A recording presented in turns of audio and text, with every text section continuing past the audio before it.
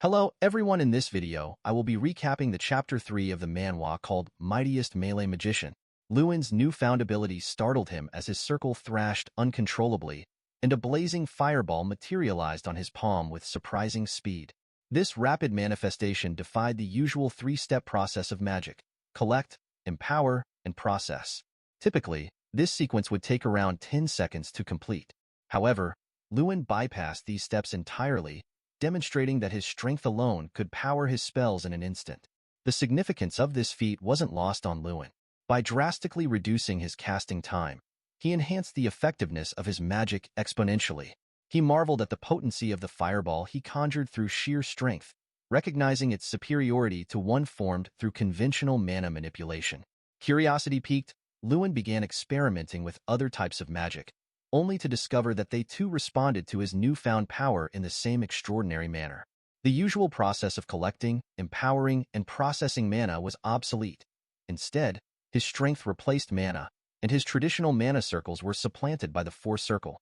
Freed from the limitations of mana and conventional spellcasting methods, Lewin realized he had unlocked a new form of magic, one that harnessed a different source of power entirely.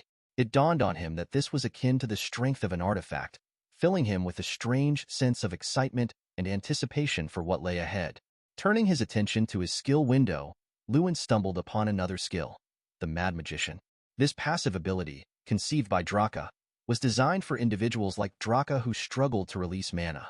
It enabled Lewin to imbue magic directly into his body, allowing him to attack enemies without being affected by his own spells. The revelation of this skill opened up a new world of possibilities for Lewin. He realized that his reliance on strength over mana was not arbitrary but essential for utilizing this unique form of magic. The connection between his need for strength and Draka's unconventional method of imbuing magic into one's body became apparent. Baffled by the ingenuity behind such a method, Lewin couldn't help but wonder who conceived it. Nevertheless, as he contemplated the implications of his newfound abilities, a notification flashed on his quest window, drawing his attention to a new challenge, demonstrating the method he had just learned. The quest required Lewin to utilize the Force Circle and his strength to deliver a physical attack against a target. The reward for completing this task was an additional 10 points of strength. The quest to utilize the skill to strike something ignited a spark of excitement within Lewin. As his breaths returned to normal, the intense fervor in his heart began to subside. Despite the future appearing bleak just moments ago, a glimmer of hope now illuminated his path, albeit faintly. The method he had just discovered was unlike anything he had ever considered before. Contemplating the idea of wielding magic within his fist to deliver a punch, Lewin found himself intrigued. However, memories of past failures quickly surfaced, reminding him of the challenges he had faced. Nevertheless, he steeled his resolve, acknowledging the need to press forward. With a fireball poised in one hand, Lewin positioned himself before a scarecrow. Without hesitation, he unleashed the spell, and the fireball erupted upon impact, obliterating the scarecrow's head and engulfing it in flames. The sheer force and devastation of the attack astonished Lewin, prompting a step back and a smile to spread across his lips. The artifact resonated, signaling the completion of the quest. As a reward, Lewin's strength increased by 10, marking a tangible advancement in his abilities. Despite the seemingly mundane nature of the task, destroying a scarecrow, it held profound significance for Lewin.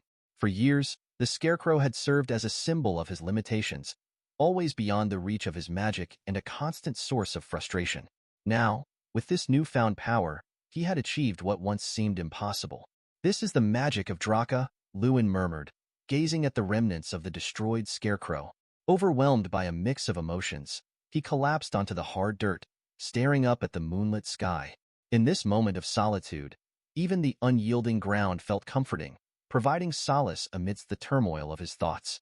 As exhaustion washed over him, compounded by the weight of 6 years' worth of trials and tribulations, Lewin succumbed to sleep. His weary body finally found rest, enveloped by the tranquility of the night. After waking up, Lewin found himself unexpectedly becoming the talk of the training grounds for an unusual reason: sleeping outdoors. A curious student noticed Lewin resting in the training area and couldn't help but voice their surprise, questioning if he was truly sleeping there. Another student speculated that Lewin must have trained there until the early hours of the morning before nodding off, prompting murmurs of confusion among the others. One person even entertained the idea that Lewin might be dead, considering the severity of the lightning strike he had endured. However, Lewin calmly opened his eyes, unfazed by the speculation surrounding him. He wiped his face clean and pushed himself to sit up, scanning his surroundings with a casual demeanor. Standing up, he stretched and cracked his neck while yawning, casually addressing the gathered students and questioning why they were all gathered there, feigning ignorance to the unusualness of his situation. The students, bewildered by his relaxed attitude, found themselves at a loss for words, sweat dripping down their faces. Approaching Lewin, a brown-haired boy expressed his surprise at seeing a noble sleeping outside when comfortable dormitories were just a short distance away. Lewin, still feeling the effects of sleepiness, didn't bother to respond and simply began walking toward the dormitories.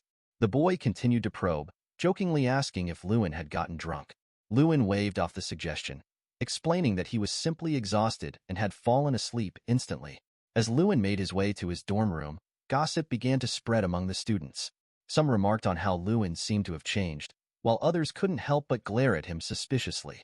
One student, with green hair, openly wondered if Lewin had been responsible for destroying the scarecrow in the training grounds. Despite the chatter, Lewin remained indifferent to their speculation. Upon entering his dorm room, Lewin was greeted by his roommate, Jason, who questioned him about his whereabouts the previous night. Lewin, not inclined to share details, shrugged in response. Jason Damon, known for his wealth and adventurous spirit, was one of the few individuals at the academy whom Lewin considered a friend, despite his reluctance to form close relationships. Jason's teasing inquiries about Lewin's nocturnal activities elicited only a smirk from Lewin, who remained tight-lipped about his adventures outside the academy grounds. Lewin's frustration boiled over as he flung his shirt at Jason, snapping, "It's nothing like that." Meanwhile, Jason, lost in his own musings, began fantasizing aloud, envisioning Lewin's miraculous recovery from the lightning strike. Lewin, drained by Jason's incessant babbling, retorted in anguish, "What the hell are you talking about? I don't want to talk to you anymore. I'm going to wash up." Retreating to the bathroom with his towel in hand, Lewin sank into the warm water of the bathtub. As he floated, he realized he had forgotten to check the quest after waking up. Summoning the quest window, a blue screen materialized before him, revealing a repeatable quest tailored for him as a player connected to Draka, the destroyer of worlds. The quest outlined the necessity for Lewin to train his body in anticipation of his newfound strength, requiring him to execute 200 punches, kicks, and spin kicks. In return, he would receive a reward of 10 points in strength. Observing the quest details, Lewin couldn't help but notice that while the reward remained consistent, the training requirements had doubled. Despite the daunting task ahead, a persistent smile adorned Lewin's face. He was prepared to tackle any challenge if it meant becoming a formidable magician like this. 1 month had flown by since then, and the grind of repeatable quests had become a daily routine. Despite the rewards remaining unchanged, the training requirements escalated relentlessly. From 100 repetitions to 200, 300, 400, and beyond, the challenge grew with each passing day. Completing these quests was no walk in the park. Only precise movements were counted, often necessitating double the effort to meet the quota. With each increment in strength came an equally demanding regimen, leaving Lewin exhausted and barely able to move on some days. Despite the physical toll, Lewin couldn't afford to skip a single day. The consequences of failing to complete the quest before the day's end meant losing all progress and starting from scratch. This grim reality motivated him to persevere without fail, grateful that the quest requirements didn't exceed 3,000 repetitions each. Every morning, Lewin would head to the outdoor training area to tackle the kicking portion of the quest. During meals or while attending to personal hygiene, he would squeeze in the punching exercises. After fulfilling his daily duties at the academy, he would return to the training area, focused solely on completing his quests before calling it a day. This relentless dedication paid off, as Lewin gradually honed his skills and gained a new passive ability, body arts. This skill enhanced his physical abilities, allowing for stronger and more intricate movements. With practice, he could now kick 300 times consecutively without breaking a sweat. However, this newfound dedication to training came at a cost. In the classroom, Lewin was often seen dozing off, oblivious to the lectures. His classmates couldn't help but notice the change in his behavior, commenting on his recent oddity. One remarked on his newfound habit of sleeping in class, contrasting sharply with his previous reputation as a magic genius. Another pointed out his frequent presence at the training area, where he seemed to spend all his time practicing his kicks. Lewin was well aware of the rumors and whispers about him, circulating within the walls of the academy. However, he made a deliberate choice to ignore them. He had no interest in explaining or showing off his newfound powers. Instead, his focus lay on one goal: becoming strong enough to handle whatever challenges lay ahead. Once he completed his daily quests, Lewin's routine led him to the library. In the past, he had frequented the library to research his evocation inability disorder in the medical section. But now, his purpose was different. He delved into ancient books, seeking the oldest records of the continent of Frelia. His singular quest? To uncover the truth about a mysterious figure named Draka. For an entire month, Lewin dedicated himself to this pursuit, scouring the historical texts for any clue about Draka's identity. Yet, despite his efforts, he found no mention of the magician in any of the records. Not only was there no trace of Draka, but terms like Destroyer of Worlds, Player, Status Window, and Quest yielded no results either. Perplexed by this absence of information, Lewin couldn't help but question the reality of Draka's existence. If a magician with an evocation disorder, like his truly existed, he reasoned, he would have surely heard of them before.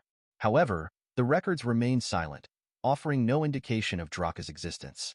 Faced with this uncertainty, Lewin found himself staring blankly at his status window, pondering the enigmatic source of his newfound power.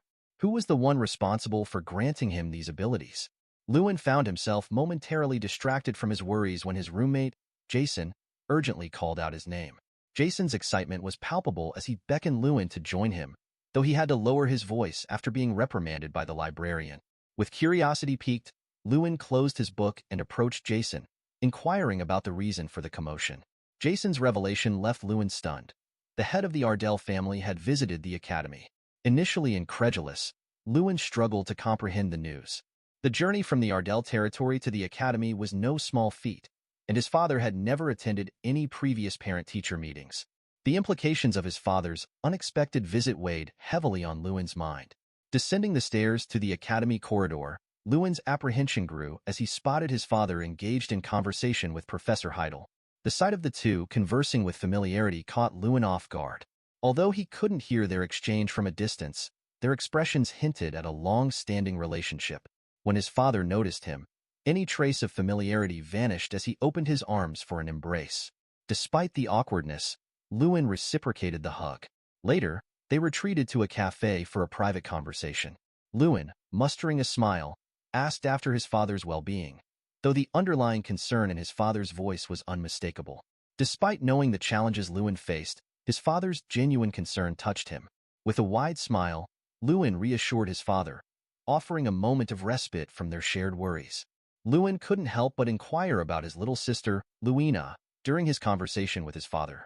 Upon hearing that she was learning swordsmanship to protect her older brother, Lewin felt a mixture of embarrassment and pride. It had been years since he last saw Luina, but memories of her childish yet endearing behavior remained vivid in his mind. As the silence enveloped the room, Lewin took it upon himself to break the awkwardness by preparing tea for his father. With a cup of tea in hand, Lewin reassured his father that he was doing well, both physically and emotionally, despite the challenges he faced at the academy. His father, visibly surprised by the response, remained silent, sipping his tea. Eventually, his father broached the reason for his visit, to offer Lewin the opportunity to leave the academy if he felt overwhelmed. However, Lewin chose to remain silent, quietly listening to his father's words. After a pause, Lewin decided to address his father's curiosity about his life at the academy, prompting a spark of interest in his father's eyes. Despite the silence that followed, Lewin bravely asked his father if he knew how well he was doing now. 6 years of perseverance had finally led him to glimpse the light at the end of the tunnel. With newfound determination, Lewin implored his father to trust him and make a promise. If he performed poorly on his next exam, he would fulfill whatever his father wished. In a moment of unexpected intensity, an otherworldly aura surrounded Lewin, surprising even his father.